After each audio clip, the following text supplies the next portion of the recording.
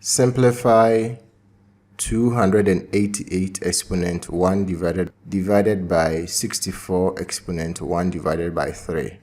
This is a multiple choice question, and so we will solve the question, and after that we will pick the correct option.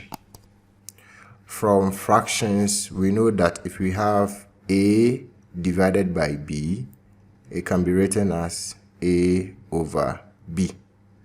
So in the same way, if we have 288 exponent 1 divided by 2 divided by 64 exponent 1 divided by 3, it can be written as 288 exponent 1 divided by 2 divided by 64 exponent 1 divided by 3. From indices, if you have a exponent 1 divided by 2, it can be written as square root of a.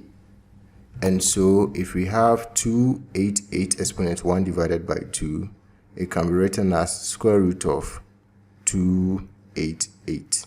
And this will be divided by 64 exponent 1 divided by 3. 64 can be written in index form as 4 exponent 3. We already have exponent 1 divided by 3 here, so we have to multiply it by exponent 1 divided by 3. So 3 and 3 will cancel, and so you have square root of 288 divided by 4 exponent 1, which is 4. 288 is equal to 144 times 2, and so square root of 288 can be written as square root of 144 times 2, and this will be divided by 4. This can be written as square root of 144 times square root of 2, because if you have square root of a times b, it can be written as square root of a times square root of b.